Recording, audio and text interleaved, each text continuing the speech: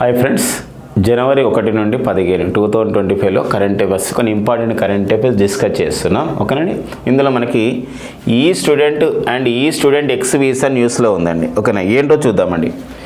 ఈ student visa ఏంటి, అసలు ఈ స్టూడెంట్ అంటే ఏ స్టూడెంట్ కాదు, ఈ స్టూడెంట్ మన స్టూడెంట్ అనమాట. ఈ స్టూడెంట్ అండ్ ఇంకోటి ఈ స్టూడెంట్ ఎక్స్ అని చెప్పేసి అంటామండి. ఏంటి ఇది వీసా విధానాలు అన్నమాట. ఎవరికి వీసా విధానం అంటే ఇప్పుడు మనం భారతదేశం నుండి మనోళ్ళు విదేశాలు చదవడమే కాదు, విదేశీ విద్యార్థులు కూడా మన భారతదేశంలో స్టడీ చేయడానికి వస్తున్నారు. ఇప్పుడు మన ఉస్మాన్ విశ్వవిద్యాలయం చూడండి, కనబడతారు, మన వివిధ విశ్వవిద్యాలయాలు కూడా కనబడతారు.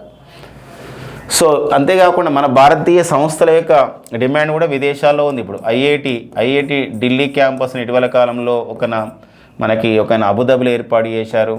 ఐఐటి మద్రాస్ క్యాంపస్ని ఇటీవల కాలంలో జాంజిబర్లో ఏర్పాటు చేశారు, అంటే టాంజానియా దేశంలోని జాంజిబర్లో. అట్లా ఇంపార్టెన్స్ ఉంది. సో ఇలాంటి నేపథ్యంలో మనకి మన విదేశీ విద్యార్థులకి వీసాను సులభతరం చేయాలి, వీసా అప్లికేషన్లో ఇబ్బందులు లేకుండా చేయాలనే ఉద్దేశంతో ministry of the home affairs అంటే కేంద్ర హోంశాఖ సో మనకి ఈ స్టూడెంట్ ఎక్స్ వీసా విధానాన్ని తీసుకురావడం జరిగిందనమాట. చాలా చాలా ఇంపార్టెంట్గా ఉంటుందండి. ప్రజెంట్ కేంద్ర హోంశాఖ మంత్రి అండ్ ఒక సహకార శాఖ మంత్రి వచ్చేసి అమిత్ షా గారు కేంద్ర హోంశాఖ మంత్రిగా పనిచేస్తున్నారు. అండ్ కేంద్ర హోంశాఖ కార్యదర్శి వచ్చేసి గోవింద్ మోహన్ గారు కేంద్ర హోంశాఖ కార్యదర్శిగా పనిచేస్తారు అనమాట. ఓకేనా. కేంద్ర అమిత్ షా గారు కేంద్ర హోంశాఖతో పాటుగా కేంద్ర సహకార శాఖ మంత్రిగా పనిచేస్తున్నారు.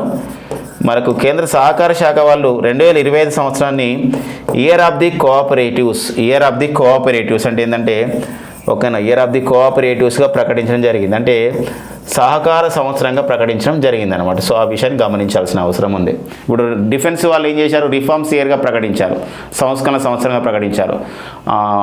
డిఫెన్స్ వాళ్ళంటే రక్షణ శాఖ వాళ్ళు. అండ్ ఈ all India council for the technical education వాళ్ళైతే 2025 ఇయర్ని ఎలా ప్రకటించారంటే ఏఐ ఇయర్ అంటే ఆర్టిఫిషియల్ ఇంటెలిజెన్స్ ఇయర్గా ప్రకటించారు.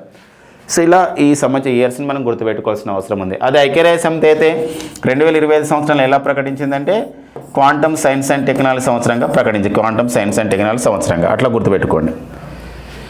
ఇక నెక్స్ట్ వచ్చేసి మనకి వార్తలు ఉన్నటువంటి వ్యక్తి వచ్చేసి మనకి జస్టిన్ ట్రూడో మనకు న్యూస్లో ఉన్నాడు. ఎవరండి మరి జస్టిన్ ట్రూడో అని చెప్పేసి అంటే ఎవరు అని చెప్పేసి అంటే వీరు కెనడా ప్రధానిగా పనిచేసేవారు. కెనడా ప్రధాని యాక్చువల్గా 2015 నుండి పనిచేస్తున్నారు. బట్ ఇప్పుడు జనవరి 2025లో ఇతను తన పదవికి రిజైన్ చేశాడు, అంటే రాజీనామా చేయడం జరిగిందనమాట. రిజైన్ చేశారు. ఇతను వివాదాస్పదమైన ప్రధానిగా గుర్తించబడ్డారు. సో మన భారతదేశం పైన కూడా వివాదాస్పద వ్యాఖ్యలు చేశాడు. ఎందుకోసం అంటే ఇక్కడ గతంలో కూడా డిస్కస్ చేసినాం. 2023లో జూన్లో ఖలిస్తాన్ అనే సంస్థ యొక్క వేర్పాటువాది, ఖలిస్తాన్ అనే దేశం కావాలని పోరాటం చేస్తున్న వారు ఒక వేర్పాటువాది. ఇతను మనకు పంజాబ్ ఖలిస్తాన్ అనమాట, ప్రాంతాన్ని ఏర్పాటు చేయాలని అతను కోరుకుంటున్నాను అనమాట ఒక దేశంగా. ఖలిస్తాన్ వేర్పాటువాది అయినటువంటి హర్దీప్ సింగ్ నిజ్జర్ హత్య జరిగింది అనమాట. ఎక్కడ ఇది కెనడాలోని సర్రీ ప్రాంతంలో జరిగింది. కెనడాలోని సర్రీలో ఎక్కడ జరిగిందంటే 2023 జూన్లో జరిగింది. సో ఈ యొక్క హర్దీప్ సింగ్ నిజ్జర్ మరణించడానికి కారణం ఇదని చంపివేయడానికి వెనకాల భారత్ ఉందని ఒక వివాదాస్పద వ్యాఖ్యలు చేశాడు. సో ఇలా చాలా వివాదాస్పదం ఉంది. ఈ నేపథ్యంలో భారత్ కెనడా దేశాల మధ్య దౌత్య సంబంధాలు కూడా బలహీనమైనాయి. అలాంటి వ్యక్తి ఇప్పుడు రాజీనామా చేయడం జరిగిందనమాట. అంతేకాదు ఇప్పుడు అమెరికాతో కూడా ఇతనికి వైరం ఉందన్నమాట, కొట్లాట ఉంది.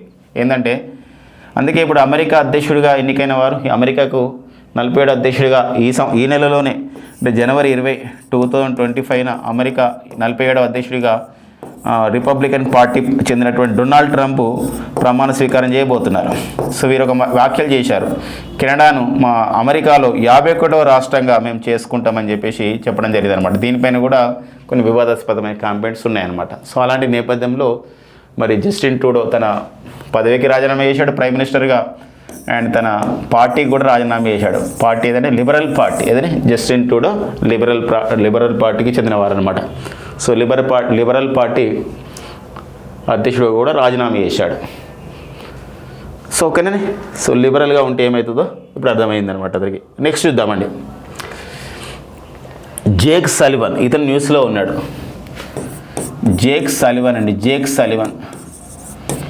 మరి జేక్ సలివన్ ఎవరంటే ఇతను అమెరికా జాతీయ భద్రతా సలహాదారు. అమెరికా జాతీయ భద్రతా సలహాదారు.